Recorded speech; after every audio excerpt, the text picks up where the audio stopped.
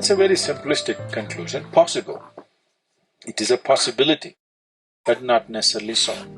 Genius means… the word genius comes from the word genesis, a genu, means creation or creativity or the source of creation.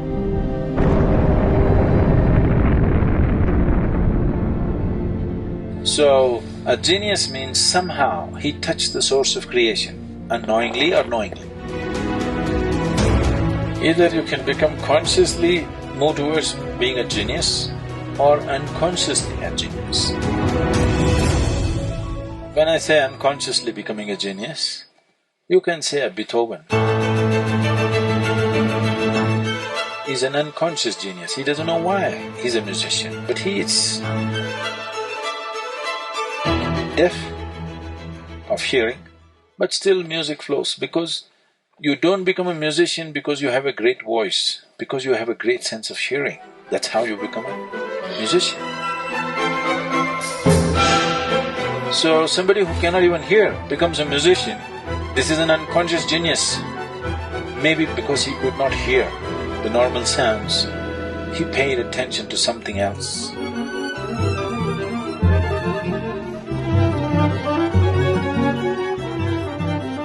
You have heard yogis speaking about how if you become meditative, first you will hear a bell, then you will hear a harp, then you will hear some other music. You heard these stories? Yeah. So, because everything was… he's tone deaf, he cannot hear any external sound, maybe he started listening to something else and sounds formed themselves into whatever, became a great musician. So this is an unconscious genius, probably. We cannot make the judgment, probably. But you never know, maybe he was conscious. Because he's in Europe, he could never talk those things. So maybe he only spilled out the music and never managed to speak because it's not allowed to be spoken in a particular society. If he was in India, he could blabber whatever he wanted, because a safety net. No, it's very important. If spiritual dimensions have to really evolve in a society, that freedom should be there. Their crazies will come, loonies will come, but sages will come too. You heard of the mathematician Ramanujan? On his deathbed, he wrote a theorem. There are many others before that. But on his deathbed he wrote a theorem. After 100 years, only in 2010, I think, they figured it out that this theorem describes the black holes in the universe. 100 years ago, even the concept of black hole did not exist in the scientific community. But he made a mathematical calculation for the black hole, describing black hole through mathematics. Because unless any theory that you make, unless you have a mathematical backbone, that theory is discarded. But now he did not have a theory, he just made a mathematical backbone. And he said, I don't know what this is, my Devi gave it to me.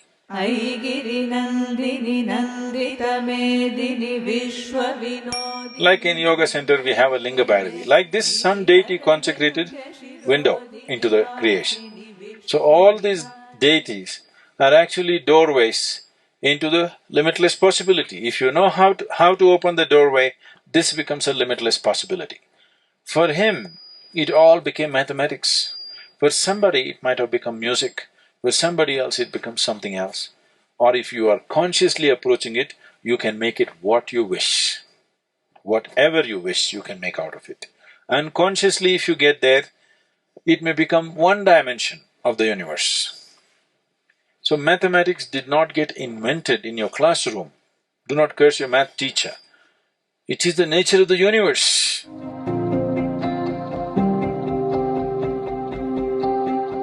This is the only way the nature of the universe can be translated into human experience, and one of the reasonably efficient ways to do this is mathematics. Words would be total waste. The only efficient way to do it is to imbibe the universe as a part of yourself. That's what yoga means. Yoga means it's become one. Everything is in union.